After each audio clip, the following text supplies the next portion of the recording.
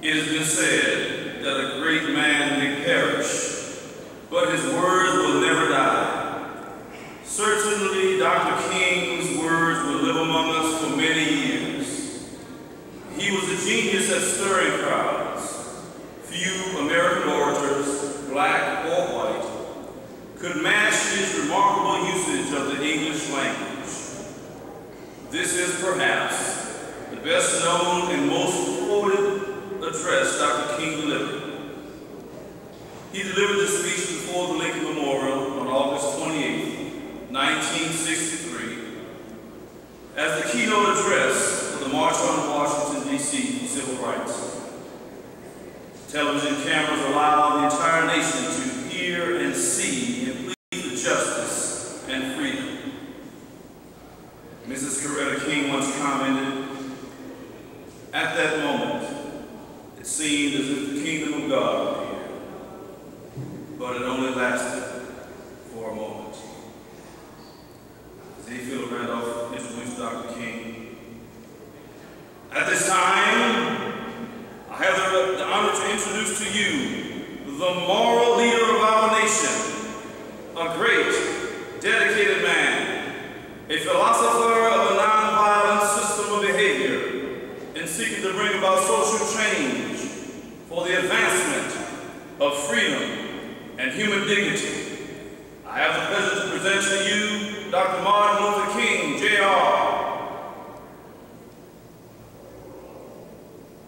I'm happy to join with you today in what will go down in history as the greatest demonstration for freedom in the history of our nation. 50 years ago, a great American in whose symbolic shadow we stand today signed the Emancipation Proclamation. This momentous decree came as a great beacon light of hope to millions of Negro slaves who had been seared in the flames of withering injustice. It came as a joyous daybreak to end the long night of their captivity. But 100 years later, the Negro still is not free. 100 years later, the life of the Negro is still sadly crippled by the manacles of segregation and the chains of discrimination. 100 years later, the Negro lives on a lonely island of poverty in the midst of a vast ocean of material prosperity. 100 years later, the Negro is still languished in the corners of American society and finds himself in exile in his own land. And so we've come here today to dramatize a shameful condition. In a sense, we've come to our nation's capital to cash a check. When the architects of our republic wrote the magnificent words of the Constitution and the Declaration of Independence, they were signing a promissory note to which every American was to fall heir. This was a note that all men, yes, black men as well as white men, would be guaranteed the inalienable rights of life, liberty, and the pursuit of happiness. It is obvious today that America has defaulted on this promissory note insofar as her citizens of color are concerned. Instead of honoring this sacred obligation, America has given the Negro people a bad check, a check which has come back marked with sufficient funds. But we refuse to believe that the Bank of Justice is bankrupt. We refuse to believe that there are insufficient funds in the great vaults of opportunity of this nation. So we've come to cash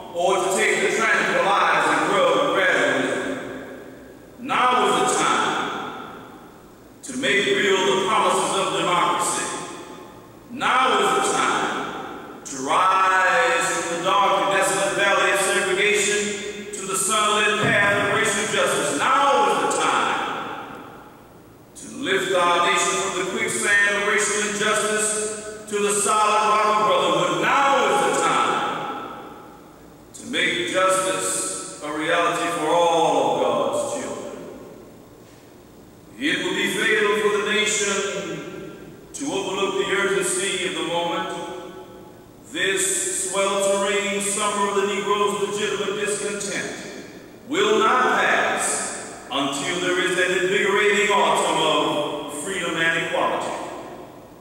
1963 is not an end, but a beginning. And those who hope that the Negro needed to blow off steam and will now be content will have a rude awakening if the nation is to return to business as usual. There will be neither rest nor tranquility in America until the Negro is granted his citizenship rights. The whirlwinds of revolt will continue to shake the foundation of this great nation until the bright day of justice emerges. But there is something that I must say to my people who stand on the warm threshold which leads into the palace of justice. In the process of gaining our rightful place, we must not be guilty of wrongful deeds. Let us not seek to satisfy our thirst for freedom by drinking from the cup of bitterness and hatred. We must forever conduct our struggle on a high plane of dignity and discipline.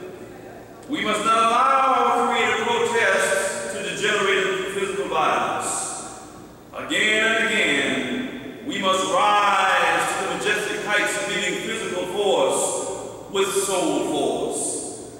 The marvelous militancy which has engulfed the Negro community must not lead us to a distrust of all white people. For many of our white brothers, as evidenced by their presence here today, have come to realize that their destiny is tied up with our destiny. They have come to realize that their freedom is inextricably bound by our freedom. We cannot walk alone.